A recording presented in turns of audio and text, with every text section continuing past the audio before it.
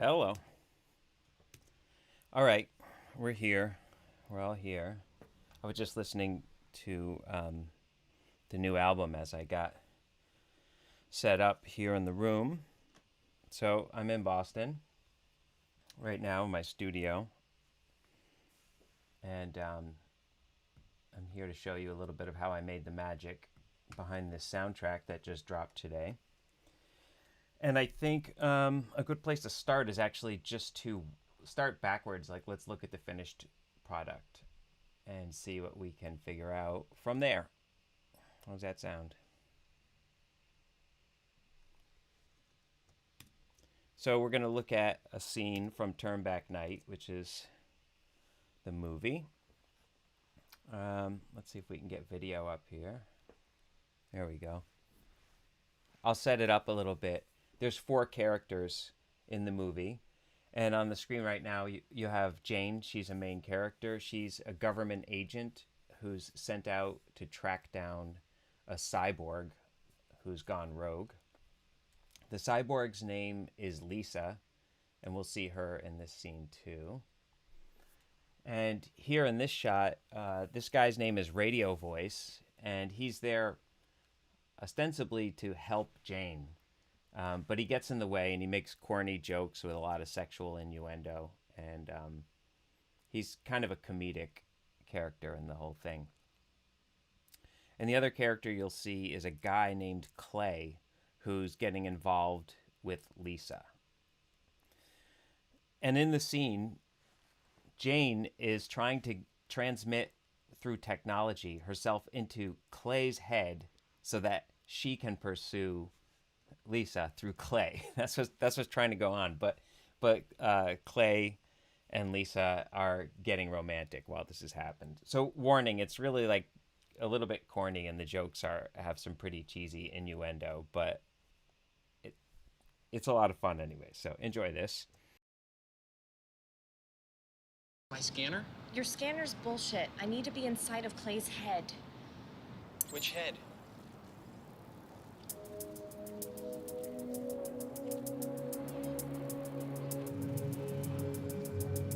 We're holding hands.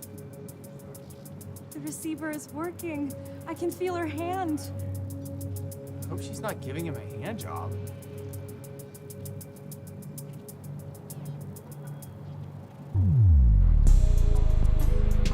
So what do we name our kids? Clay. What about the girls?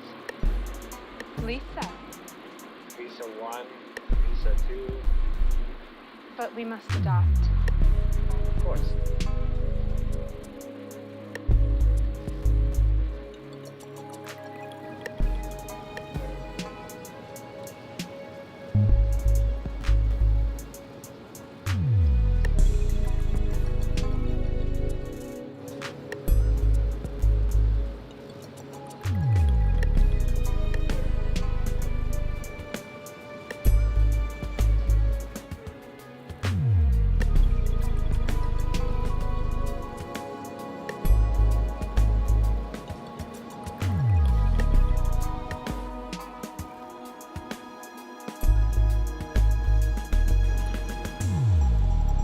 You're kissing the air. You look weird. I just made out with Elisa 600. Virtually, through the guy you're assigned to protect. That's exactly why I'm doing it. Okay, so that's the scene as it is in the movie with the music. Oh, by the way, you're looking at like what we call the work print. So the video actually is not all polished up and colorized and fixed up. It's in its rough state that it would be in progress, because that's what I have to work with here in the studio. If you go see the movie, it looks a little cleaner than all this, and it's mixed a little better, blah, blah, blah. You get the idea. So let's see. What can we do? I'm organizing some windows so that I can also see if you guys punch anything into the chat. And I see that Yolanda has just asked, are we all just always getting some stuff set up? Yes. Yes, we are. Okay, so we've gotten to look at the scene with music. The next thing that happens for me, really the first, let's just say the first thing, is that I have to see this without music at all. There's no music when I get the movie. There's no music in it at all. So that's really what I start with. And it's a totally different experience. Let's watch it without any music.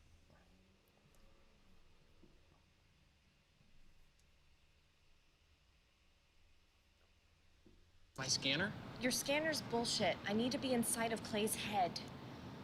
Which head?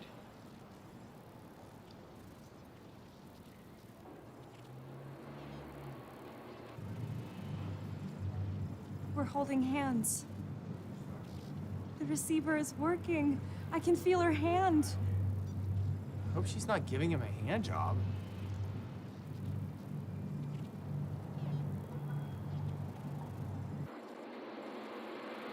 So what do we name our kids? Clay. What about the girls?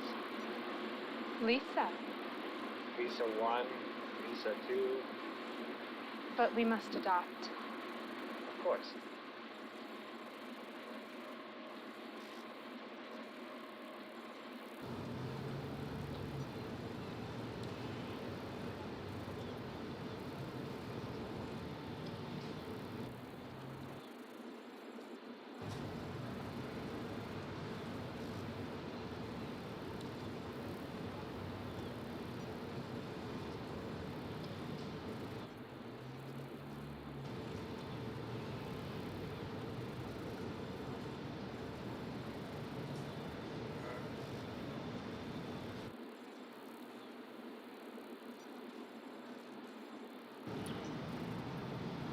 You're kissing the air.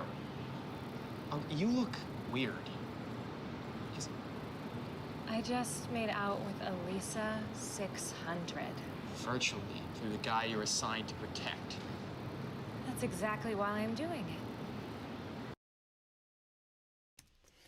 Okay, so it's even harder to understand it or get it or appreciate the scene without music. So it takes a little, like early on in the process, I'm just trying to figure out what the tone is going to be. Like, if this scene works, why does it work? And, you know, is it supposed to be funny? Which is, you know, was my conclusion. I felt that, like, the audience should be laughing at the scene in some way. And it doesn't have to be, like, goofy.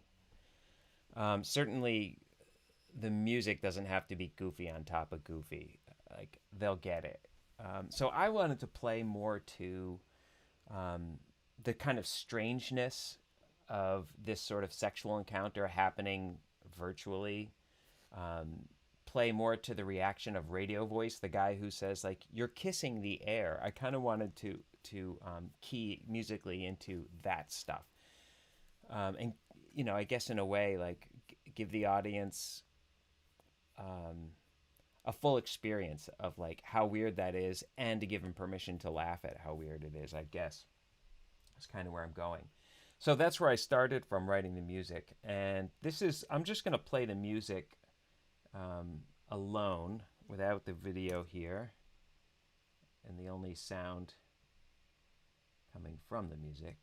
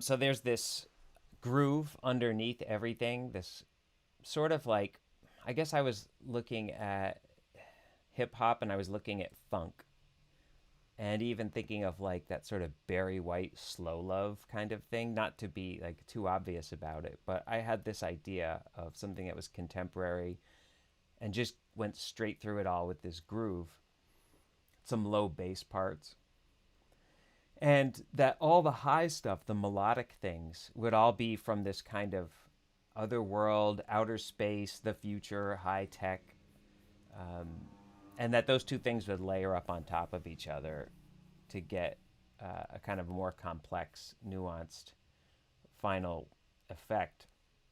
So I can break this down a little bit as to how this all worked out. Let's listen to just percussion things for now, just like drums and drum machines and electronic percussions while we get through this.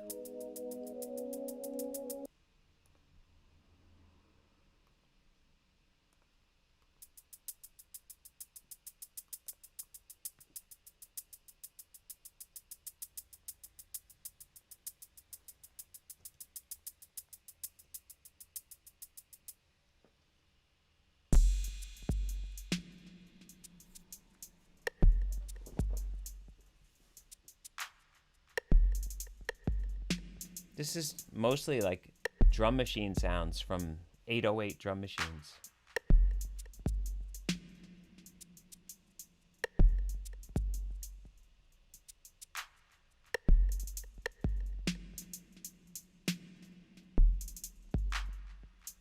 This just continues all the way throughout the whole cue. And the only thing I added that sounds real is this drum kit that's coming in now.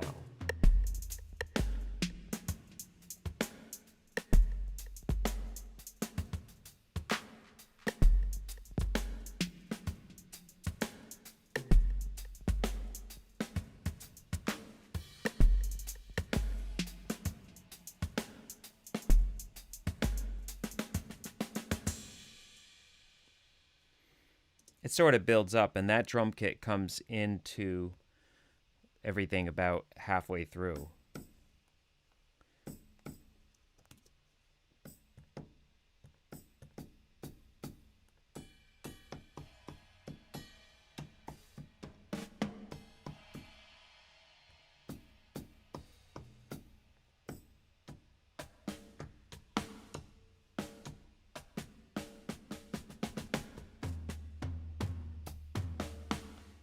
Samples of a 1970s drum kit. That the samples were made in Abbey Road Studio, so it has this kind of it has an era to it as far as drum kits go. To me, it sounds almost like it belongs in the 70s. Let's see.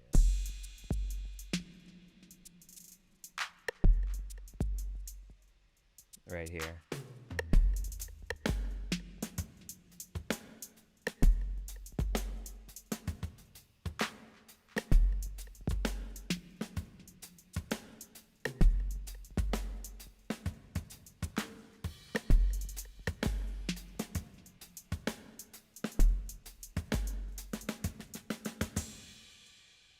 So you get the idea.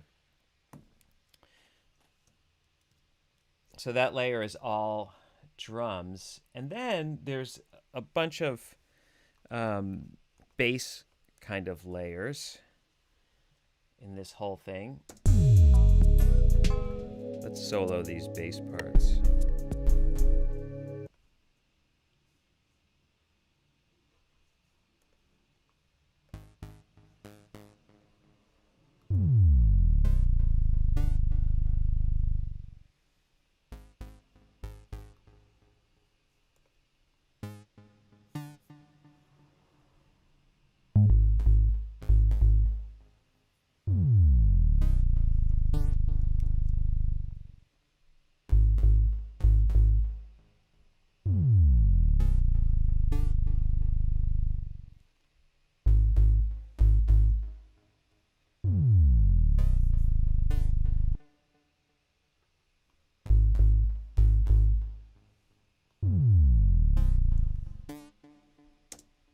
So I have this thing I call a pitch bomb. Let's see if we can get this playing with my hands. One note does this like dive bomb sound. There's something like simultaneously sexy and funny and funky all at the same time about this dive bomb bass thing.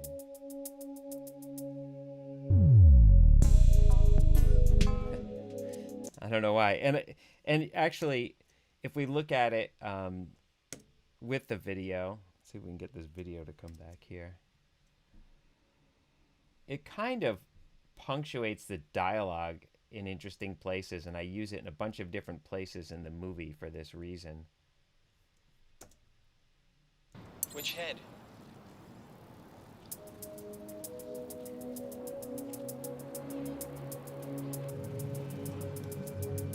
We're holding hands. The receiver is working. I can feel her hand. I hope she's not giving him a hand job.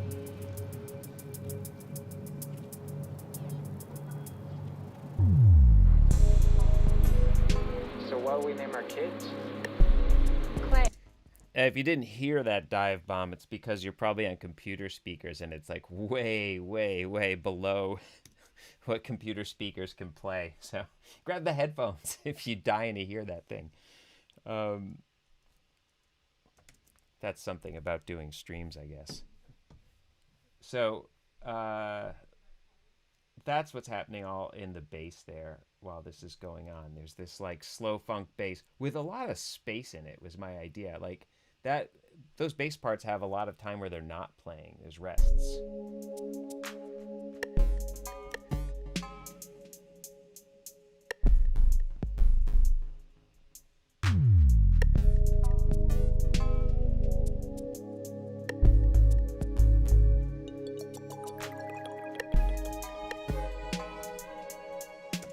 I guess it's just funkier in my mind. Like the less you can play, the funkier it is. Like the more spaces there are, and how the bass is so sparse that like you almost forget it was there, and then it comes back, and then you forget it was there, and it comes back.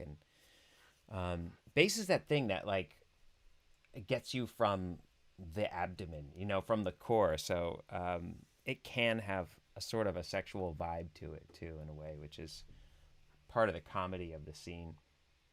Okay, so let's see. We looked at percussion. We looked at bass.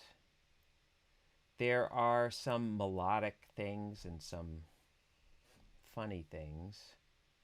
What's the funny things? Okay, there's this kind of, let's get these two sounds going. There's the sound of like, I think what people call a flexitone percussion instrument. And there's the sound, I made some samples of metal bowls in the kitchen.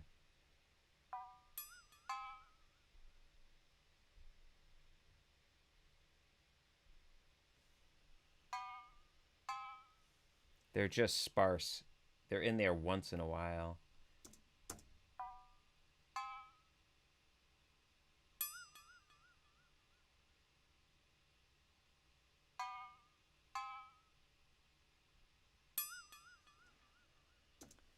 If I combine that with everything we've heard so far, like add some of these percussions back to the sound and add the bass parts back to it and just put those in a context, those new metallic flexitone and sampled metal bowl from the kitchen.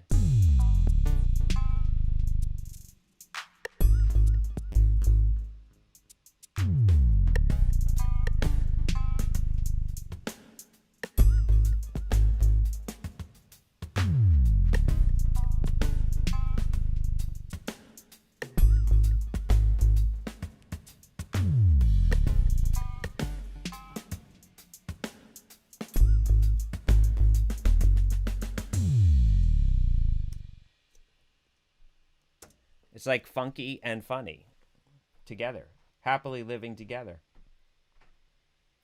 Okay, how about more melodic things that really make this thing a song? So right in the beginning, we hear this kind of spooky, ethereal.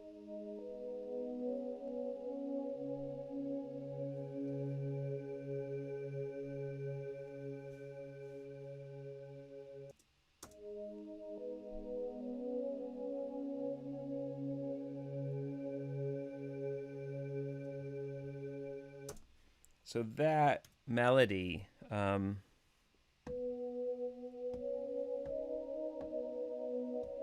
that's a thematic melody for the whole film. This is a theme that we hear around Lisa 600. That's the character who has the darker hair, who is like everybody's sexually attracted to her. She's also like, in a sense, potentially the most evil and dangerous character.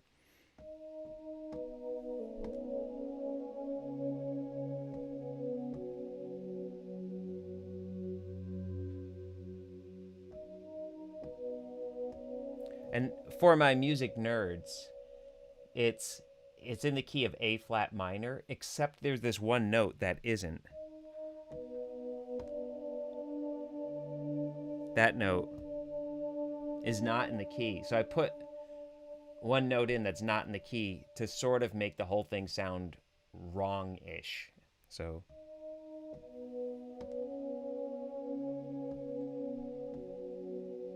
that's the theme stated correctly, and then I do it like this.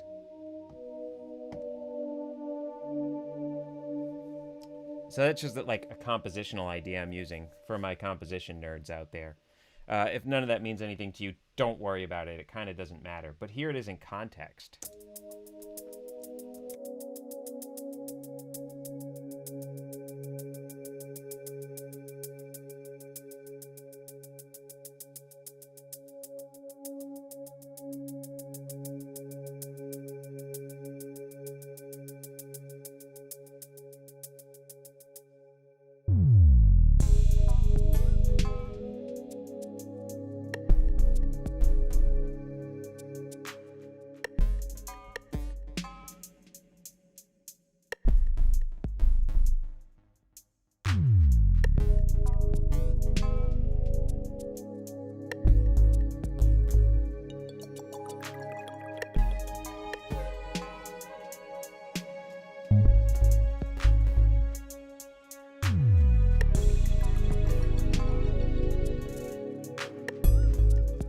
Listen to the melody here with the wrong note.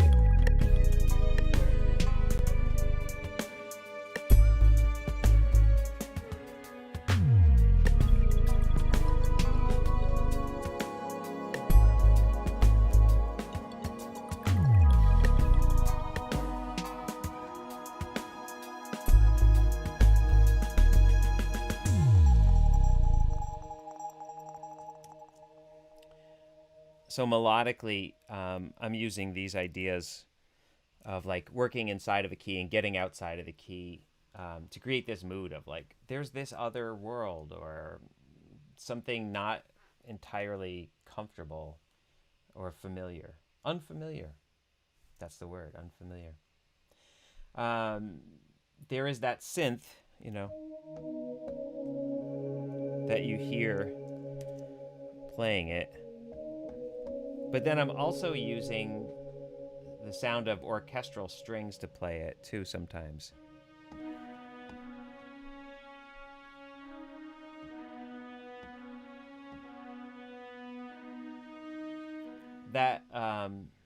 That sound comes from, for any of my technical nerds who like their synth libraries, that's coming from one of the Spitfire libraries, Spitfire Symphonics strings is what that is. That's an orchestra sampled, I guess, in London at the Air Studio. And it's the realism in all of this. It's like the thing that sounds real.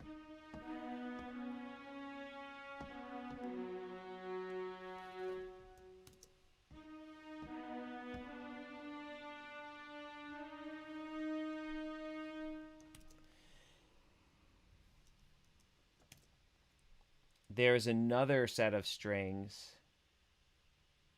that has this effect of like getting from one note to the other happens more gradually, and that is this sound.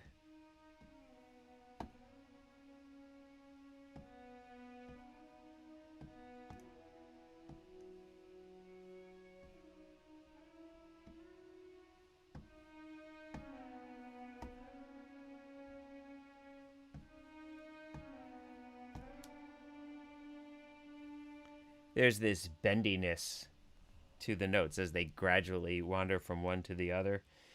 And I've got that mixed into there so that, again, it feels something about that sounds sexier or weirder or more disturbing to me in some way. Let me see if I can put all those together to kind of get the idea across.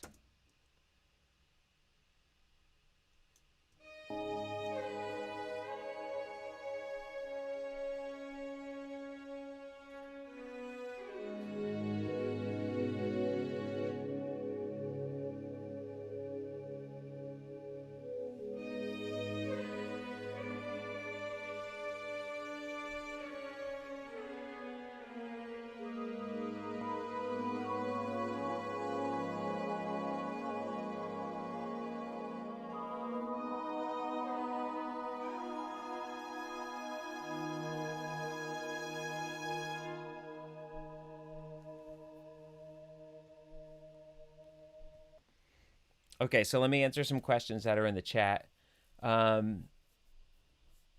Mike says it sounds otherworldly for sure. Good, thank you.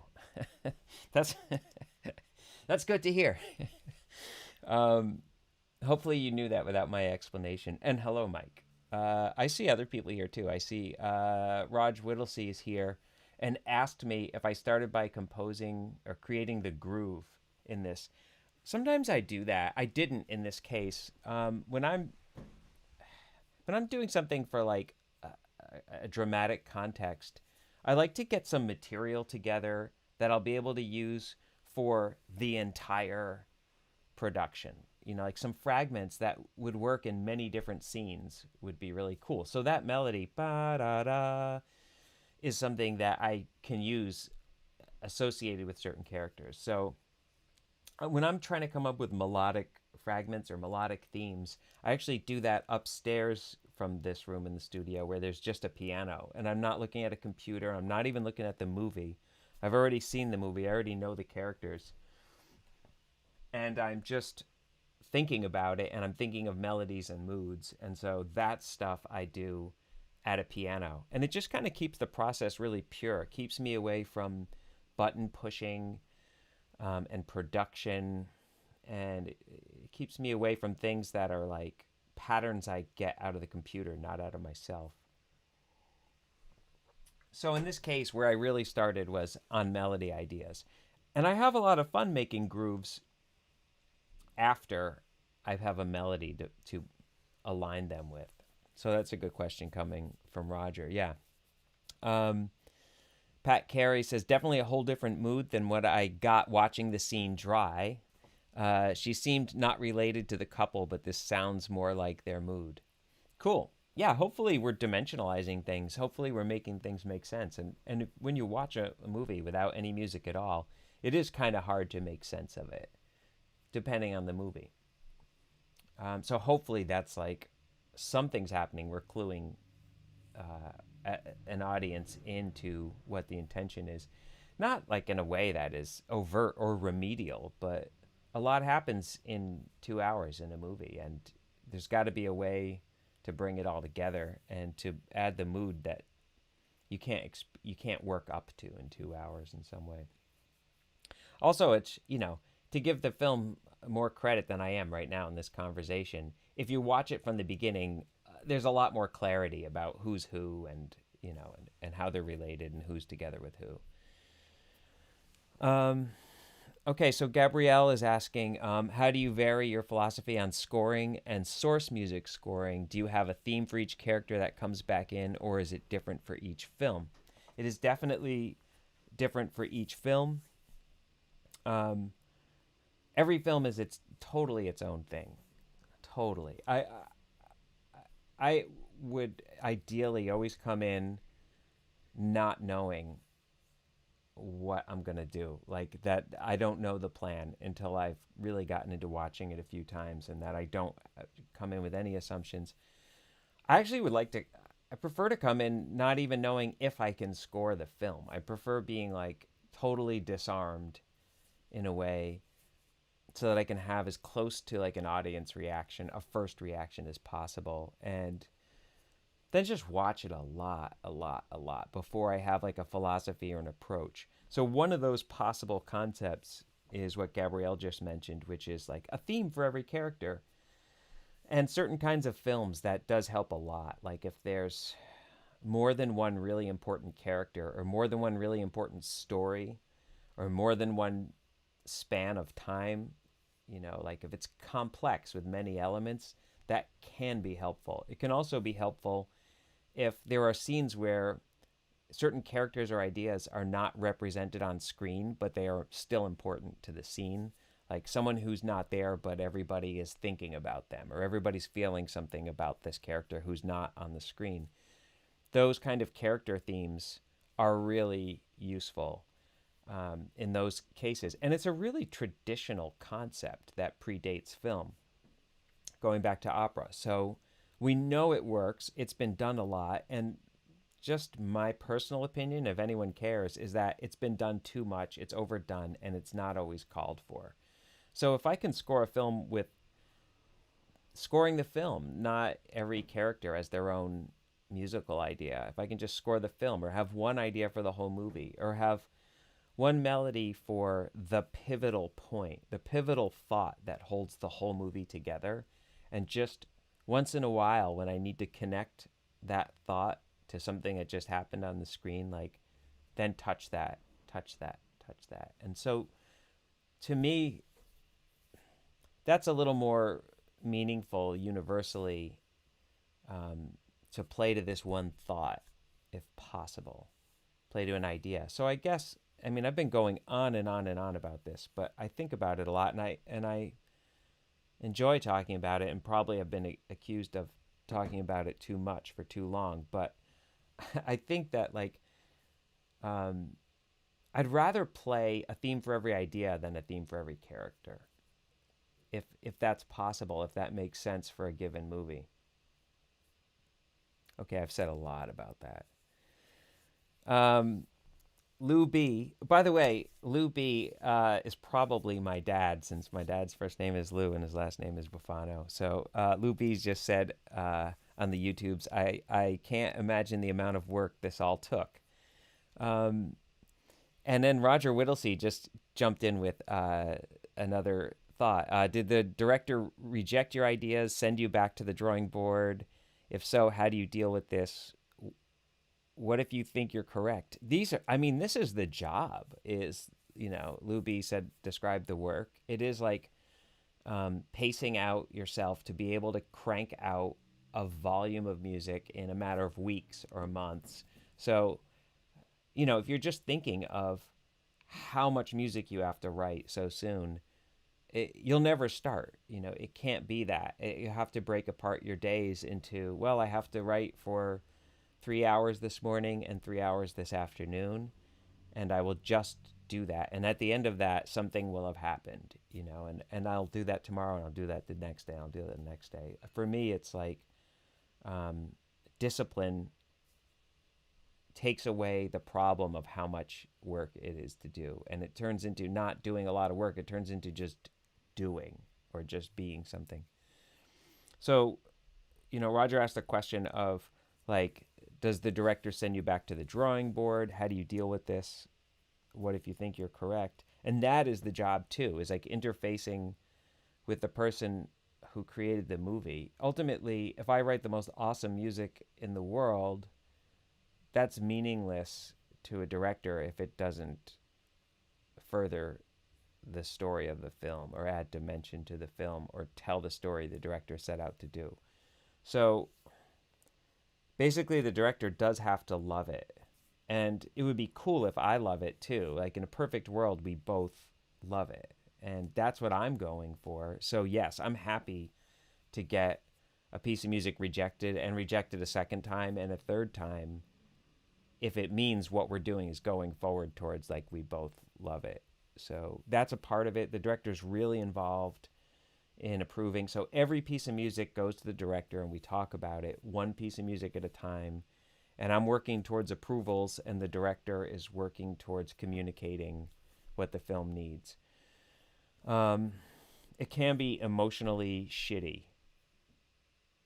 if your work keeps getting rejected. But if you're in a groove with it and you have a relationship with the director where you just trust each other that you're both trying to get the same thing done, you count on that more than count on your ego being stroked. You just count on, look, we're just doing this thing. We're just trying to move forward. Where it gets really hard is when there's a scene that the director just hates. Like they don't like their own scene. They don't like this moment in the movie. They didn't achieve all they hoped to. Or somebody else didn't. The editor didn't achieve it. Or the actors didn't achieve it. Or there was just a dream for something more for this scene. And those are hard scenes to score because the director isn't ever going to love this scene. No matter what you do with the music, they're not going to love it. And it's really hard. And those scenes get scored and scored again and scored again and scored again. And sometimes it just comes down to you just run out of time of trying to fix the scene, and it has to be what it is. It just has to be what it is. Hopefully you don't see that too much in a process. Hopefully you're mostly looking at scenes that live up to everyone's dreams. Yes. What do I think if I'm correct and the director has a totally different idea? I don't know if it's about saying like I'm correct. I try to avoid someone being wrong and someone being right. I try to have it be about what are you trying to achieve in the scene. I can find a way to do that. I think this is the way, but it's probably not the only way. Sometimes I do have to tell a director, I don't think you're going to be satisfied. You have an idea and I can do the idea, but I don't think you're going to be satisfied with it. I want you to trust me to do this other thing. Sometimes I have to say that. But in truth, I get less out of that. I get a lot more out of learning something more about the film that I couldn't see, that I couldn't tell. Maybe it's about time, too. Mike says, does there come a specific point in the scoring process when you have to just totally commit to XYZ theme and you really can't go back and redo it? Is that a scary moment when you just have to go all in? I don't know. I guess for me, I work conceptually. Like I'm a person who gets my music from my ideas. Not all musicians are like that.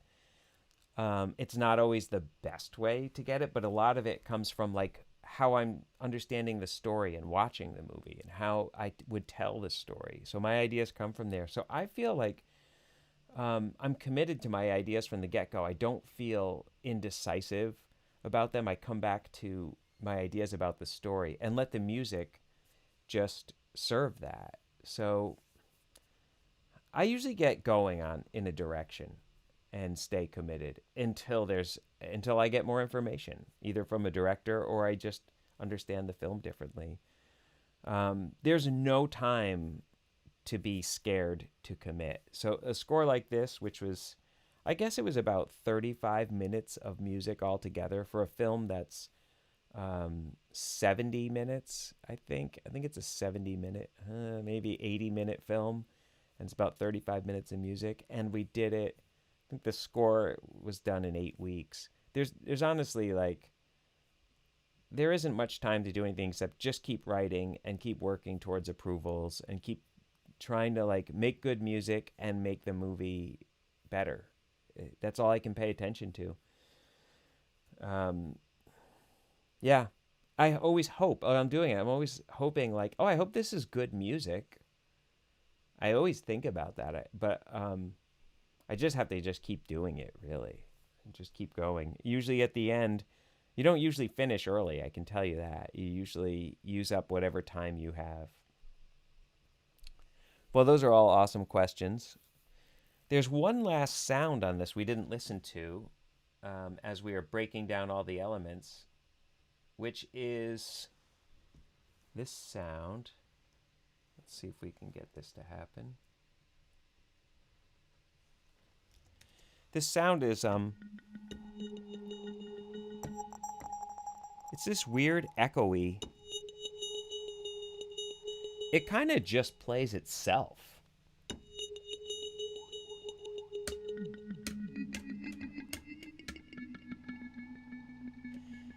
And when you make a run of notes going up, you get this kind of a flower, like a blossom of sound. All of these sounds that are the instruments of this score, like every little synthetic bleep and bloop and thing that I play on a keyboard or on a controller like that one, are things that I made for this film. None of them are some setting that is, like out of the box, the instrument made this sound or something. None of these sounds existed until I created them for this movie. And so they all fit together like a jigsaw puzzle. And they all have a personality and a sound that you've never heard anywhere else. That's just something that I enjoy and I'm committed to doing, that keeps it always sounding like its own thing, not an imitation of anything else.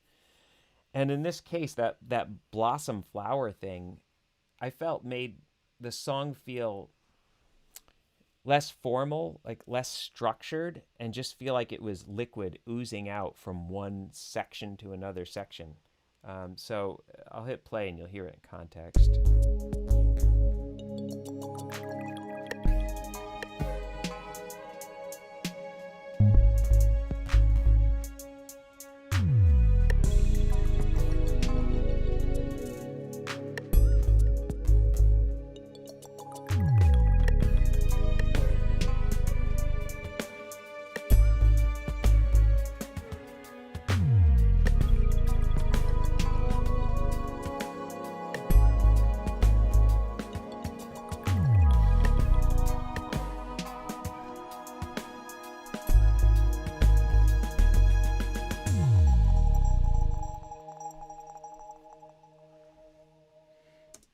That's the last element of what this whole thing was made out of, individual one by one, and that's kind of my process of everything.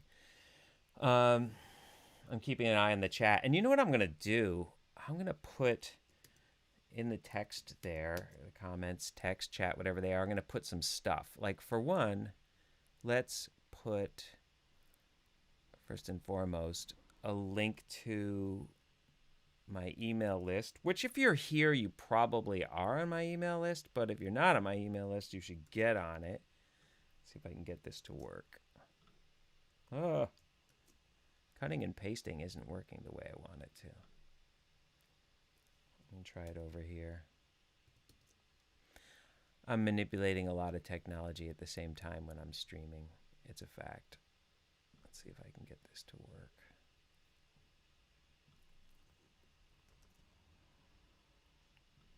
Okay, I think that worked.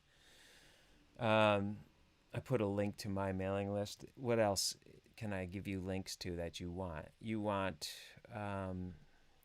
the soundtrack to download or stream to listen to.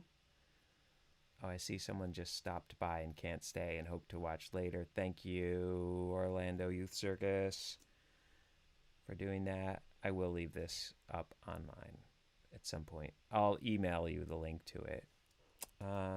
Okay, so there's the release on Bandcamp link. And other things, like, for example, the link on Spotify. In case you're a Spotify listener. They don't pay me as much, though, for your listening on Spotify. I just want you to know that. But listen wherever you like to listen. There's a Spotify link. And Apple Music is okay. And we have that link, so that's going into the chat. I'm using a new platform to stream stuff today, and I don't know if it's working. I don't know if you're seeing these links pop up. And if you're not, tough. I will just add them as comments to the video after it's all done, no matter what. What else am I missing? Oh, I'll just throw this in here, not directly related to this score, but the next thing that you're going to hear from me is a score for Stars Above. Circus later in August. So I'm putting a link about that show. And if you're a musician or a circus practitioner and you want to learn more about scoring music for circuses, here's a link to my workshop on the Eventbrite thing, which happens in September. Okay, I just gave you a ton of stuff to link to. I wanted to get that happening before we gave this thing a last view with the scene. So let's see if we can get that happening.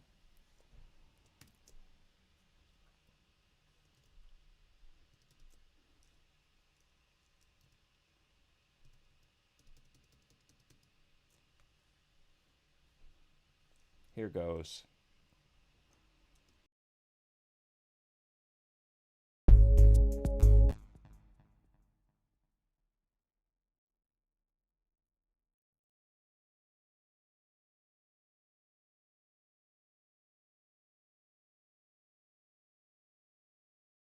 Scanner's bullshit. I need to be inside of Clay's head.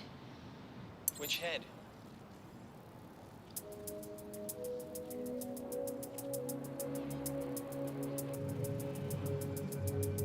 We're holding hands. The receiver is working. I can feel her hand. Hope she's not giving him a hand job.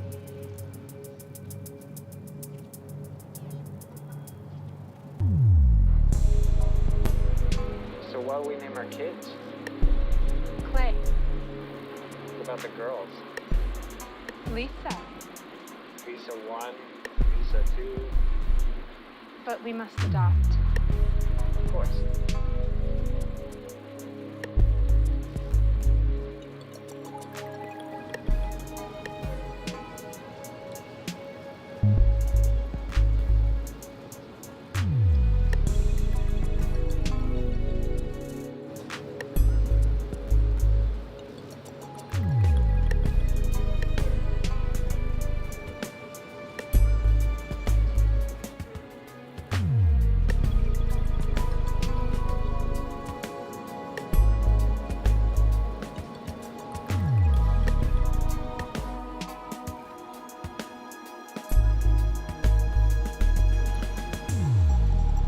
You're kissing the air. You look weird. I just made out with Elisa 600. Virtually.